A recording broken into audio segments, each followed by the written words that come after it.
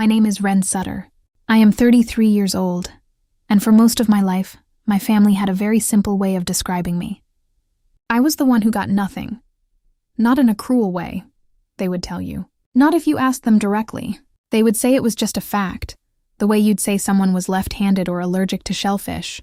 Camille got the house. Camille got the wedding fund. Camille got the attention, the praise, the photographs on the mantle.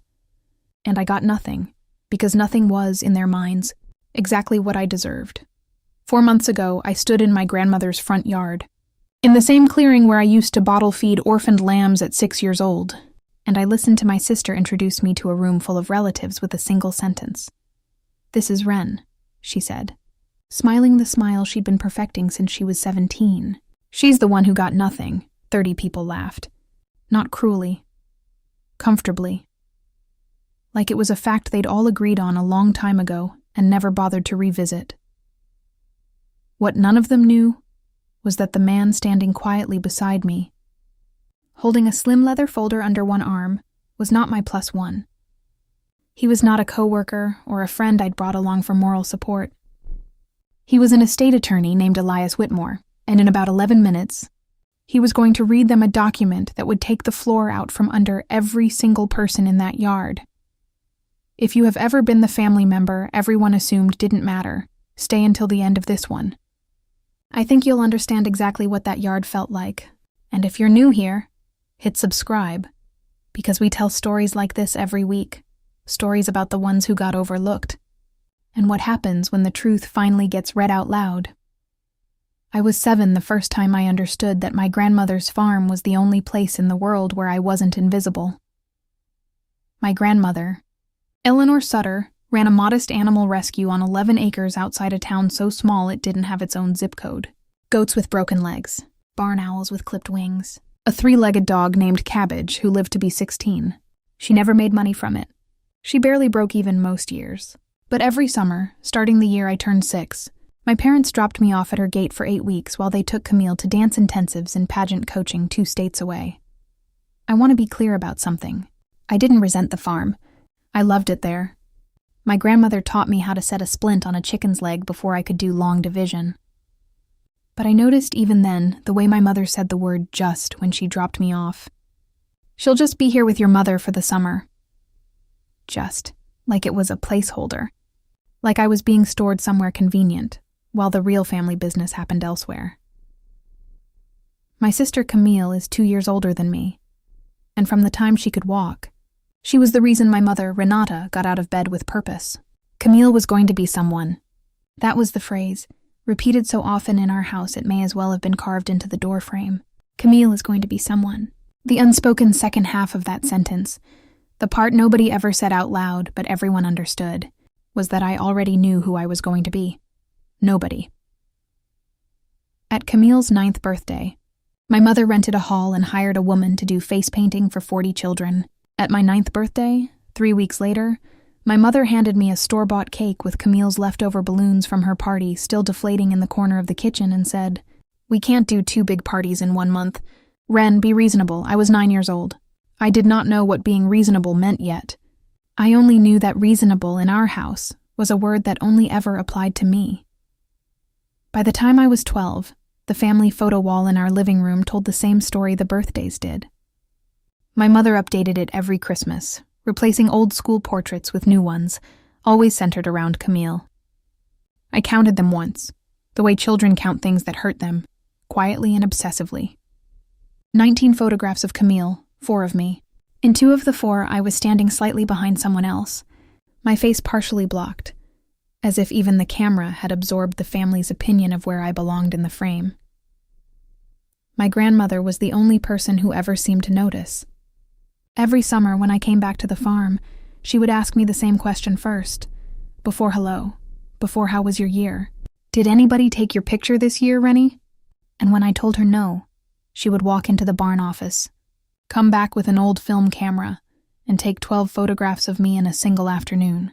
Feeding calves, mucking stalls, asleep on a hay bale with a barn cat curled against my collarbone. She kept every single one. I didn't know that yet. I would find out later.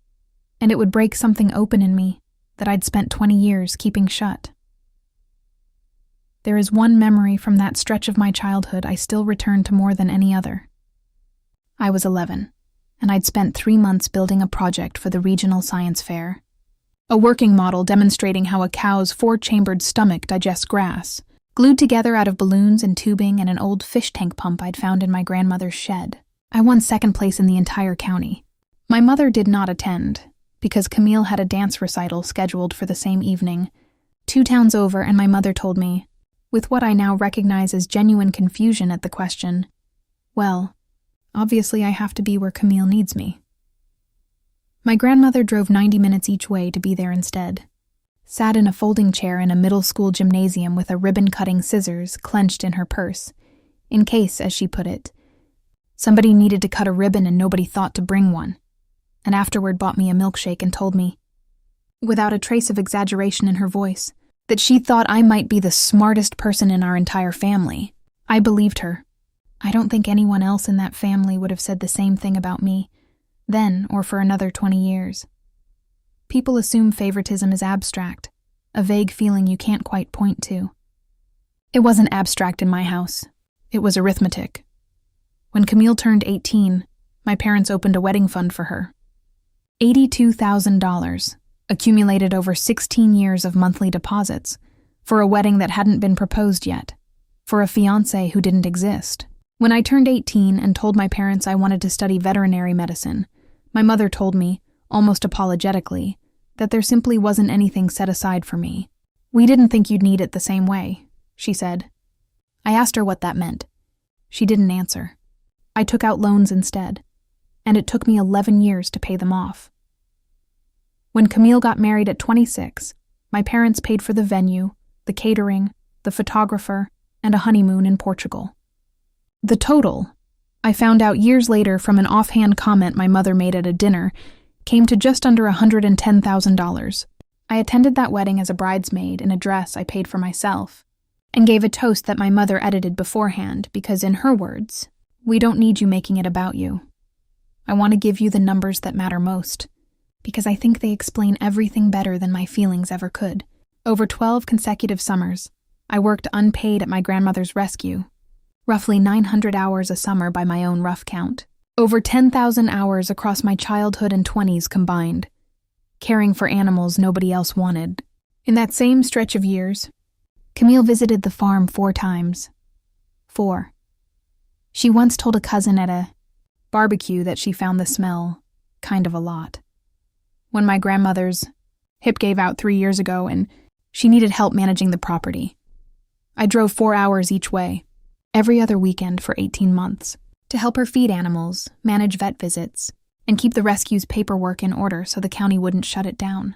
My mother visited twice in that same window, once for Mother's Day, once because she needed to borrow my grandmother's car. When I turned 16, my parents bought Camille a car, a 2-year-old sedan with heated seats, for her 17th birthday, a full year before she'd even need it for anything beyond driving to the mall. When I turned 16, I was told I could use my mother's old car once Camille doesn't need it anymore for errands, which in practice meant I didn't have reliable access to a vehicle until I was almost 19, and bought a used pickup truck myself with money I'd saved from mucking stalls at a boarding stable 2 towns over. I want to be precise about this, because precision is the only thing that ever made my family's response to these stories anything other than denial. It was not one unfair moment. It was 34 consecutive rulings, made across 2 decades, by the same 2 judges, and every single one of them came down the same way. None of this was ever discussed as a sacrifice on my part. It was simply assumed, the way you assume a light switch will work when you flip it. Wren will handle it. Wren doesn't mind. Wren doesn't have anything else going on anyway. I did have something else going on. I had built, slowly and with almost no help, a small mobile veterinary practice that specialized in exactly the kind of animals my grandmother had spent her life rescuing. Farm animals nobody else wanted to treat, wildlife that wandered onto rural properties injured.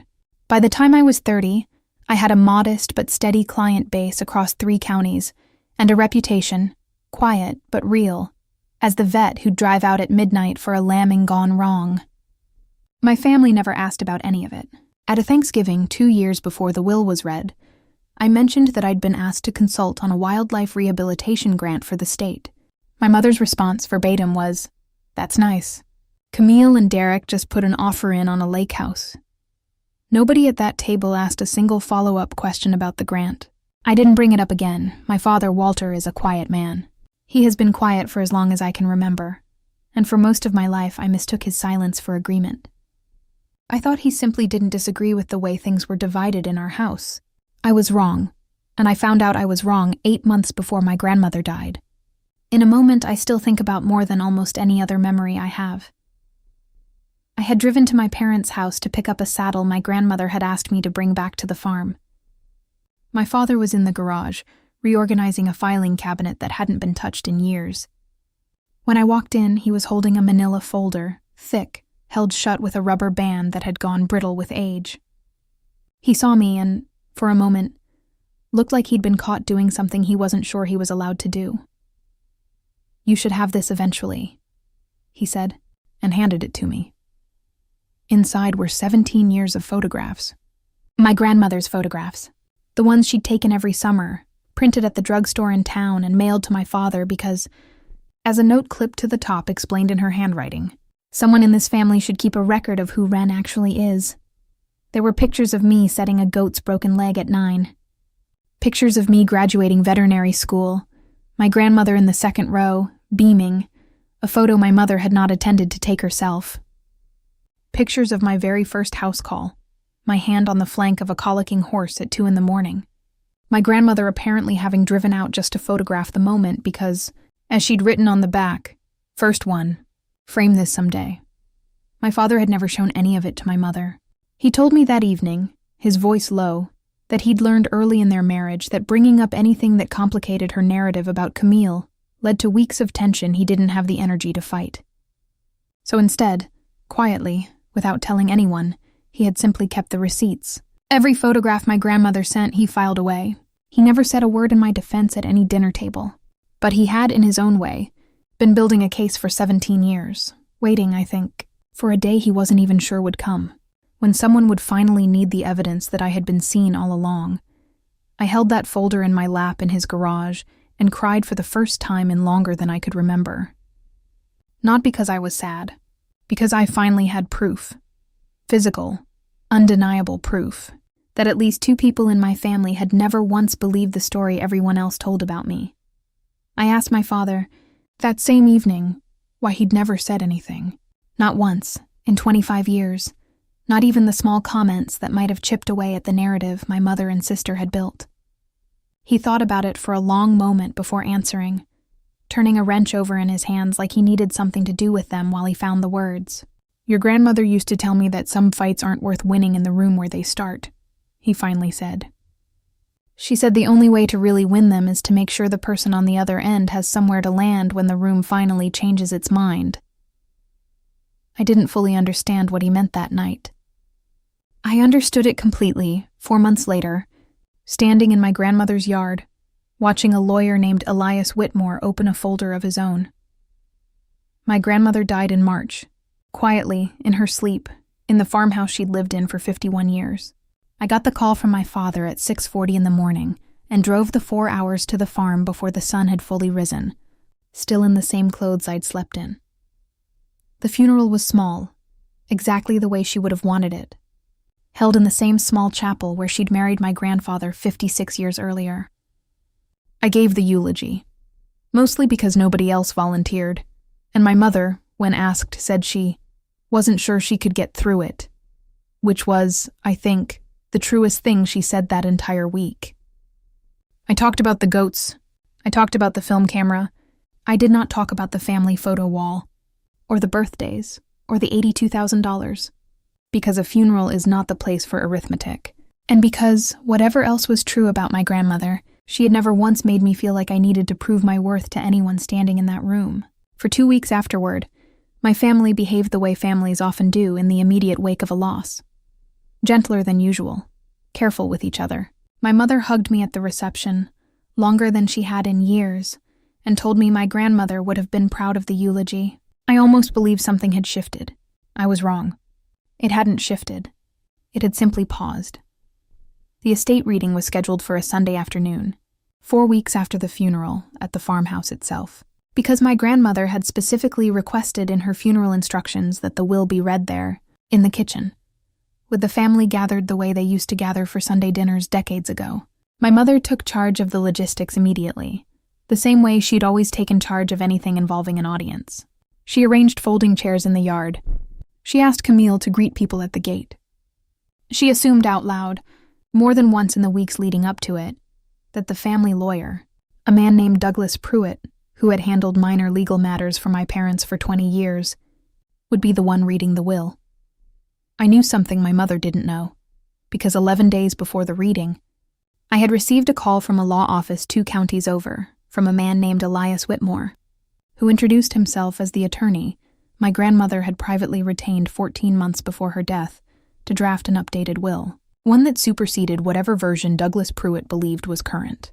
My grandmother, it turned out, had never fully trusted Pruitt's discretion, given his long friendship with my mother, and had quietly built a separate, private relationship with Whitmore to handle her final wishes without interference. Mr. Whitmore asked if he could attend the reading himself, given the sensitivity of the document. I said yes. I did not tell my mother. I did not tell Camille. I simply arrived at the farm that Sunday with a man in a gray suit beside me, carrying a slim leather folder, and let the day unfold the way my grandmother, I would later understand, had always intended it to. The yard filled up faster than I expected. Aunts, cousins, second cousins, a scattering of neighbors who'd known my grandmother for decades, several of them people whose animals she'd treated for free over the years when they couldn't afford a proper vet. Folding chairs in uneven rows, facing the porch, where Pruitt's usual seat had been set up with a small table and a pitcher of water, as if the family had already decided how this was going to go before anyone had actually confirmed it. Someone had brought a cooler of lemonade. Someone else had brought a tray of deviled eggs that nobody touched, out of some unspoken collective sense that eating too eagerly at a will reading might look poorly on them in front of relatives they hadn't seen in years. My mother moved through the crowd the way she always did at family events, touching elbows, accepting condolences, positioning herself at the center of every small cluster of conversation. And for the first time I could remember, I watched her do it and felt something closer to pity than resentment. She had spent her whole life curating a version of this family that made sense to her, and she had no idea, standing in that yard, how thoroughly that version was about to come apart. Camille arrived 20 minutes after me, in a black dress that looked more suited to a gallery opening than a will reading. Her husband Derek trailing behind her with their daughter Junie, who is 8 and, in my opinion, the only unambiguously good thing my sister has ever produced. Camille scanned the yard, found me standing near the porch steps with Mr. Whitmore, and walked over with the particular expression she reserves for moments she's decided to control. "Who's your friend?" she asked, looking Elias up and down the way you'd assess a piece of furniture that didn't match the room. Before I could answer, my Aunt Vivian, my mother's sister, who has spent 30 years perfecting the art of saying cruel things in a pleasant voice, appeared at Camille's shoulder with a glass of iced tea in hand. "Oh, is this the fella you brought, Wren? How nice you have someone." She said it the way you'd compliment a child's finger painting. Camille laughed, turned toward the gathering crowd, and raised her voice just enough to be heard by the nearest dozen relatives. "Everyone, this is Wren." A pause, timed for effect, the same pause she used to use before punchlines at family dinners when we were kids. "She's the one who got nothing." Laughter. Easy, familiar laughter, the kind that comes from people who have told this joke, in one form or another, for 25 years, and never once wondered if it stopped being funny somewhere around year 3. I felt the old, automatic urge to shrink. The reflex that had been trained into me since I was 6 years old, standing at my grandmother's gate hearing the word just. I did not shrink. I had spent the last decade building something my family had never bothered to ask about, and I was done making myself smaller to fit into the shape they'd decided for me. Elias beside me did not laugh. He looked at Camille, then at the gathered relatives, with the calm, unreadable expression of a man who has read a great many wills and has learned to say nothing until it's precisely the right moment to say everything. Douglas. Pruitt cleared his throat from his seat on the porch and began fumbling with a folder, clearly under the assumption that he was about to be the one reading the will. Before he could get further, then, if everyone could take a seat, Elias stepped forward, unhurried. and spoke in a voice pitched to carry without ever rising. "I apologize for the confusion," he said, "but I believe there's been a miscommunication about which document is current." He held up his own folder. "My name is Elias Whitmore. I was retained privately by Wren Sutter 14 months ago to draft and execute her final will, which supersedes any prior version.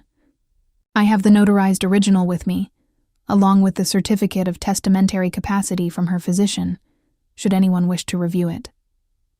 The yard went quiet in a way I had never heard it go quiet before. My mother's face, I remember, did something complicated, a kind of controlled confusion, the look of someone trying to figure out how to object without admitting she didn't understand what was happening. "That's not possible," Pruitt said.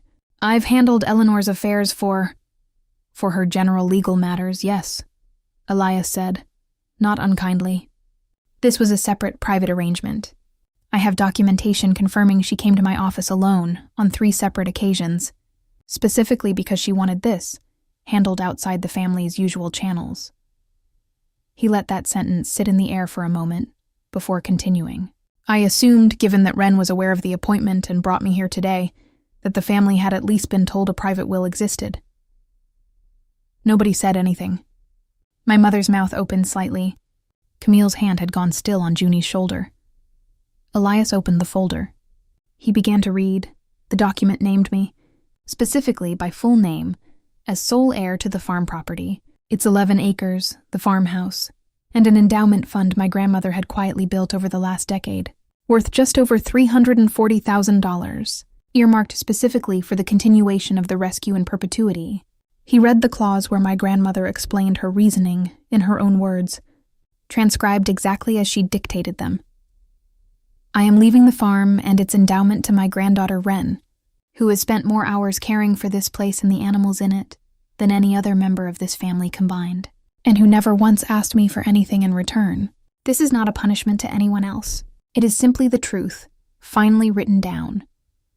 There was a second clause, a smaller one, addressed directly to Camille, a modest sum, $20,000, "for whatever she chooses, with love and no conditions."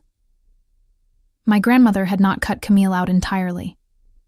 She had simply, for the first time in either of our lives, given each of us exactly what she believed we had earned, rather than what the family had always assumed we deserved. There was a third clause, shorter than the others that Elias read last, and it was the one that seemed to land hardest of all, not because of what it granted, but because of what it revealed. It was addressed to my mother. "To my daughter Renata, I leave the piano in the front room, and I want her to know that I always understood why she never sat down at it again after she was 17. I made choices for this family that I believed were right at the time, and I know now that some of them cost you something I never fully repaid. This is not an apology large enough for that. It's the only one I had left to give." My mother's hand went to her mouth. I did not know until that exact moment, standing in that yard, that my mother had once wanted to be a musician, that she had been accepted, at 18, into a conservatory program 3 states away, and had given it up to stay and help run the farm after my grandfather's first heart attack, a sacrifice nobody in our family had ever spoken about out loud in my presence.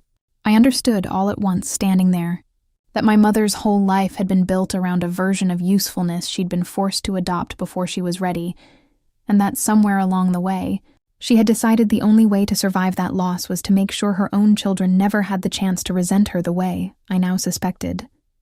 She had quietly resented her own mother for over 30 years. The silence that followed lasted longer than any silence I'd experienced in that family before. My mother recovered first, the way she always does, reflex outpacing reflection. "This is absurd," she said, her voice climbing. "Eleanor would never have done this without telling me. There must be some mistake, some manipulation." She looked at me when she said the word manipulation, and something in her expression made it clear exactly who she thought had done the manipulating. But the anger didn't hold the way it usually did. I watched it falter somewhere around the mention of the piano, watched her eyes go somewhere distant and unguarded for just a moment, before she caught herself and pulled her face back into something more composed. Whatever she was actually feeling in that moment, I don't think even she had words for it yet. "She told me herself," my father said, quietly, but clearly, The first time in years I'd heard him interrupt my mother in front of other people. She told me 8 months ago she was doing it, and she asked me not to say anything until she was ready. He looked at my mother, and for the first time in my life, I watched him hold eye contact with her instead of looking away. I kept her secret because she asked me to. I'm not sorry about that. My mother turned to him with an expression I'd never seen directed at him before, a mixture of betrayal and something closer to grief. You knew, she said. You knew, and you let me stand here and let Camille. She stopped herself before finishing the sentence. But everyone in that yard understood what she'd almost admitted. Camille's reaction came in stages, the way I'd later realize most people's do. First, denial. This has to be a mistake. The rescue barely breaks even. Why would she leave you an endowment for a business that doesn't even... Then defensiveness. I mean, I would have helped more if anyone had ever told me it mattered this much to her. And finally, quietly, almost too quiet for anyone but me to hear, something that might have been the beginning of honesty. I didn't think you actually wanted it. I thought you just went along with the farm stuff because nobody else would. Aunt Vivian tried, predictably, to smooth things over with humor. Well, isn't this a twist? She said, laughing the same laugh she'd used 30 minutes earlier, except this time nobody laughed with her. My Uncle Frank, my father's brother, who I had exchanged perhaps 200 words with across my entire life, set down his cup of coffee and said, in a voice that carried more weight for how rarely he used it, Vivian. Sit down, she sat. For the first time I could remember, she didn't have anything else to say. My cousin Dahlia, Vivian's oldest daughter, who I hadn't spoken to at length since we were teenagers, found me by the porch steps about 20 minutes later, once the crowd had started to thin into smaller, murmuring clusters. She didn't say much. She just stood next to me for a moment and said quietly, For what it's worth, I always thought it was messed up, the way they talked about you. I just never said anything. I told her I appreciated that, and I meant it, even if it arrived 20 years later than it might have mattered most. It is a strange thing, watching people find their courage only after the outcome has already been decided for them. I've come to believe it's better late than never, but I no longer pretend it costs them nothing to wait that long, and it costs the person waiting for them even more. Junie, 8 years old, tugged on my sleeve in the middle of all of it, and asked, with the particular bluntness only children have, Aunt Wren, does this mean I get to come see the goats now? I looked down at her. This small person who had never once absorbed the family's old story about me, who had no idea I was supposed to be the one who got nothing, and I told her yes. Anytime she wanted, I would teach her how to feed them myself. I want to be honest with you about something, because I think it matters more than the reveal itself. I had every opportunity, standing in that yard, to make my mother and sister feel exactly what I had felt for 25 years. I had the folder my father gave me sitting in my car. I had, if I'd wanted to, enough documented history of unequal treatment to stand up in front of 30 relatives and read it out loud, number by number, year by year, until nobody in that yard could ever again pretend the imbalance hadn't been real. I didn't do that. Not because I'd forgiven anything. I hadn't. Not yet, not fully, but because I had spent my entire adult life learning how to take something broken, something everyone else had written off, and give it a chance to become whole again. I had done it with 100 animals nobody else wanted to save. I was not about to spend the first afternoon of my grandmother's real legacy, tearing my family apart in the same yard where she'd taught me how to set a splint. I told my mother, quietly, once the crowd had thinned, that I wasn't trying to punish her. I told her that I understood, more than she probably realized, what it might feel like to grow up believing you had to be someone in order to be loved, because I'd spent my whole childhood believing the opposite was true about me. She didn't apologize. I hadn't expected her to, not that day. But she didn't argue either, and for my mother, silence that wasn't an accusation was, in its own small way, a beginning. I also want to say this clearly, because I think it's the part people skip over in stories like mine when they imagine what justice is supposed to feel like. I did not feel triumphant that afternoon. I did not feel the clean, satisfying rush people describe in movies when the villain finally gets what's coming to them. What I felt was closer to exhaustion, The specific exhaustion of finally setting down something heavy you've been carrying for so long you'd forgotten it had a weight at all. Vindication, it turns out, doesn't erase 25 years. It just finally gives them a different ending than the one you'd been bracing for your whole life. The endowment let me expand the rescue in ways my grandmother had only ever dreamed about on paper. Within 6 months, I'd built 2 new enclosures, hired a part-time vet tech, and started the wildlife rehabilitation partnership with the state that I'd once mentioned at a Thanksgiving dinner to complete silence.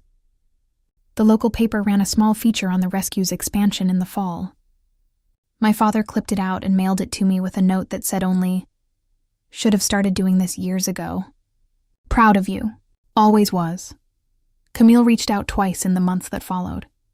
Once, a short message asking if Junie could visit the farm on weekends, which I said yes to immediately, because whatever existed between my sister and me, it had nothing to do with her daughter.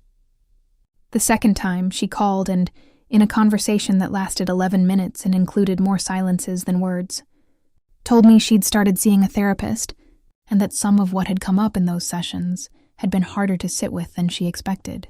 I didn't ask for details. I told her I was glad she was doing it. We are not close, my sister and I.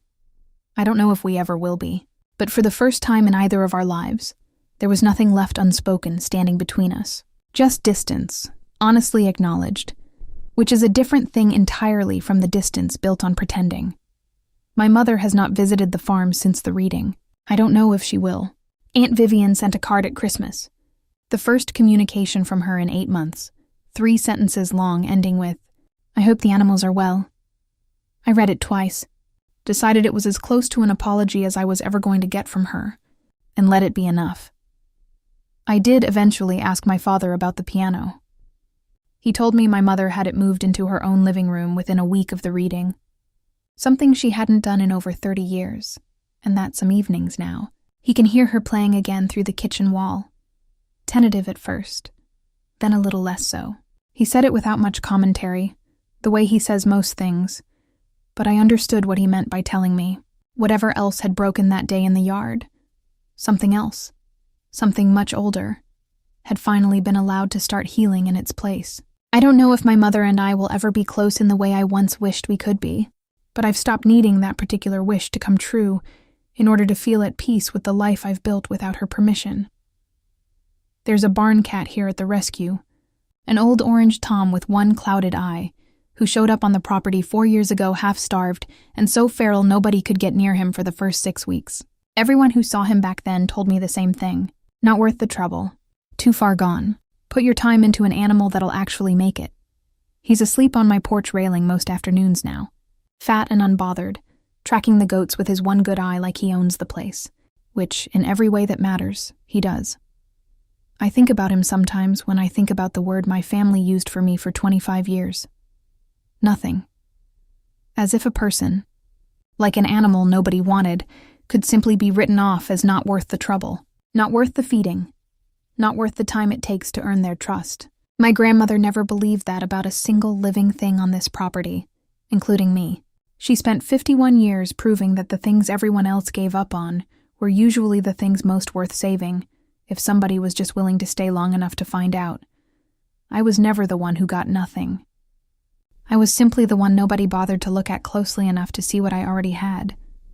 Sometimes, in the evenings, after the animals are fed and the last light is going gold over the tree line the way it did the day of the reading, I walk the fence line my grandmother walked for 51 years, and I think about how strange it is that the truest inheritance she ever left me wasn't the land, or the endowment, or even the vindication of hearing my name read out loud in that yard. It was the 12 summers of photographs she took of a little girl nobody else thought was worth photographing. It was the proof that being overlooked by the people who were supposed to see you first is survivable, as long as someone, somewhere, was quietly keeping score on your behalf the whole time. If this story reminded you of your own family, of a label you were handed young and spent years trying to outrun, I want you to know something. The people who decide what you're worth before they've bothered to actually see you are almost always wrong. And one day, the truth tends to get read out loud whether they're ready to hear it or not. If this one hit close to home, tell me in the comments what your family used to call you. I read every single one. And if you want more stories like this, hit subscribe. because next week, we've got another one worth staying for.